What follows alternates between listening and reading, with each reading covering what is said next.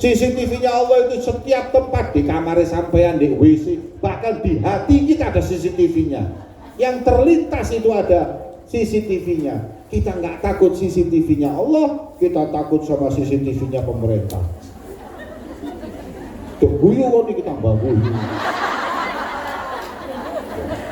Betul apa betul? Makanya yang takut sama Allah Subhanahu. Ada seorang pemuda takut sama Allah, namanya Syabun Al-Miski.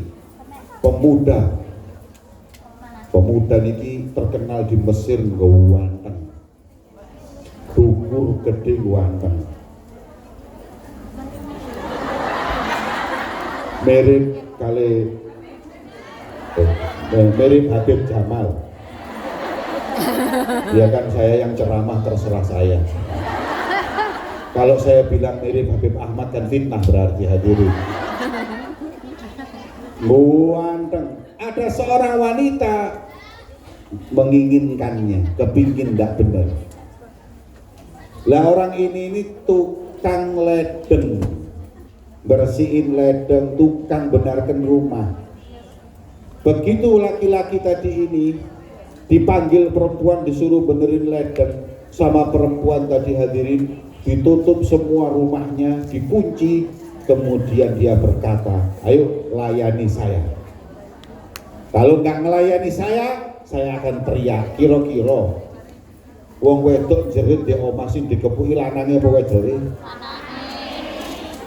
Padahal sing gatel sapa? Memang apes dadi wong lanang. Tabrakan masih sing letinge nganan menggok kiri sapa? Sing salah ya wong lanang. Sing cepet mati bojo suami atau istri?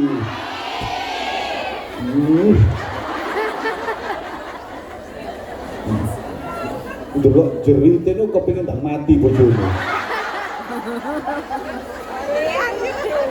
Bu,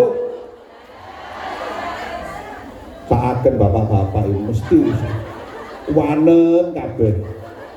Kenapa kok selalu cepat berubah bapak-bapak? Ono mak lampir do omahe. Hadirin, laki-laki yang soleh, laki-laki yang ganteng tersebut diajak, ayo keinginan Anda turuti keinginan saya. Kalau tidak, saya teriak, saya akan fitnah, saya akan bilang kau akan memperkosa saya. Tapi dia takut sama Allah. Takut sama Allah, ya Allah gimana ini kalau saya sampai menuruti dia zina haram. Walaupun nggak ada yang tahu tapi ini haram, Allah lihat. Coba lihat hadirin, orang kalau soleh gitu. Nek gak soleh dalilnya siji maneh. Ya Allah, maju apa mundur ya Allah? Mundur, mubadir ya Allah.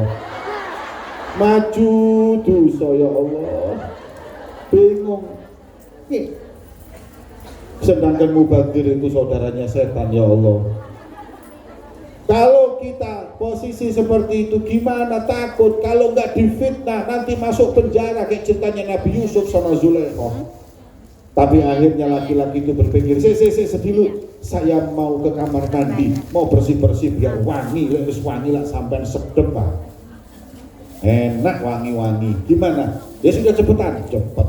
Begitu masuk kamar mandi dia BAB.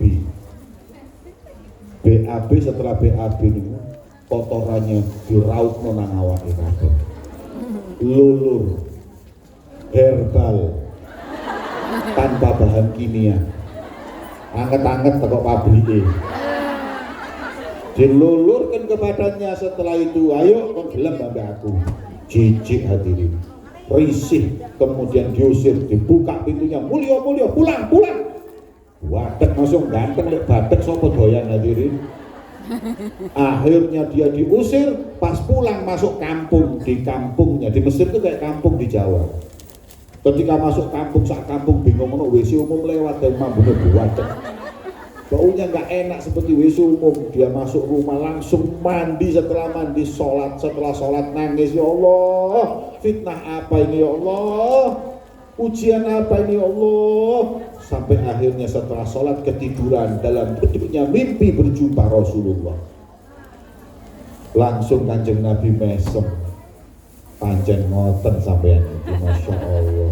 Ya Rasulullah, tapi saya malu, badan saya bau ya Rasulullah. Kata Rasulullah, sini, saya dipeluk oleh Rasulullah, bekas pelukannya wangi sekujur badannya, bangun tidur wangi, parfumnya Nabi lengket di badannya, sampai mati wangi, gak pernah bau busuk.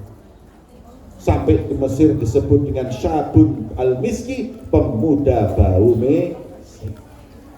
Masya Allah. Ketika dia takut sama Allah, bukan cuma di hadapan orang, sendiri pun takut. Inilah ilmu, inilah manfaat ilmu. Sekarang sampean ini adalah orang-orang yang imannya kuat. Kenapa? Ngaji ketika saat kita itu ada di waktu musafir. Kita waktu kerja, orang jauh, keluarga jauh, anak, tapi kita ini mau berbuat apapun gampang. Jangan lagi sampean, saya juga gampang hadirin. Nih, kalau bin Qadir itu melaku tak delok ono pijet-pijet kiri kanan, toh ya Allah, iki lek mlebu lak gak sing ketok ya Allah. Nih. Tapi kalau kita takut sama Allah Subhanahu wa taala, ya sudah, dimanapun berada kita mesti takut sama Allah Subhanahu wa taala. Panjenengan nggih ngoten, sekarang ada di negeri asing, kita jauh dari keluarga, dituntut betul-betul khasyah, takut kepada Allah. Kalau panjenengan takut, insya Allah panjenengan punya ilmu yang manfaat, yang insya Allah jadi selamat dunia, selamat akhirat. Amin Allahumma. Itu yang pertama kata Nabi Bani Israel. Jadi kalau yang namanya ilmunya Nabi dan Rasul dan para wali, ya ini takut sama Allah Subhanahu. Pertama. Yang kedua, kata beliau, yang kedua ilmunya adalah amsik lisanak, la tadhkur ghairak illa khairah. Jaga mulut. Jangan berkata tentang orang lain kecuali yang baik. Ojo suka rasan aib orang. Allahumma sholli ala Muhammad.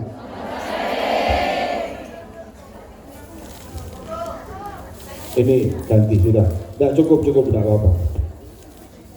Yang kedua, jangan sebut nama, jangan sebut orang lain kecuali yang baik. Bu, jangan suka ghibah, jangan suka ngerasani. Ini gak ikhlas. Bu, ilmunya para nabi dan rasul adalah menjaga lisan dari kita ghibah, dari mencaci orang, dari menyakiti hati orang. Kalau kita nggak bisa berkata yang baik, minimal jangan nyakitin orang. Bu, hatinya orang itu lebih mulia dari Ka'bah. Sampean kalau nyakiti hati orang, menghancurkan hati orang, lebih parah dari menghancurkan Ka'bah. Abroha oleh Allah dilaknat, oleh Allah diancam, oleh Allah diperangi gara-gara ngancurin Ka'bah. Padahal yang lebih parah, orang yang ngancurin hati orang mukmin karena lisannya dijogo. Makanya dulu zaman corona itu lumayan, gara-gara masker ini ngurangi ngerasani uang. Ibu-ibu ini penyakitnya dari lisan, makanya maskeran itu dulu kurangi banyak. Saya berharap walaupun corona sudah nggak ada, tetap maskeran aja Bu. Karena ibu-ibu itu bahaya di lisan. Kalau bapak-bapak yang belakang ini sing bahaya motone. Makanya ngomong maskeran di motor supaya tak lirak-lirik. Apa meneh Hongkong musim panas iki bahaya. Nggih,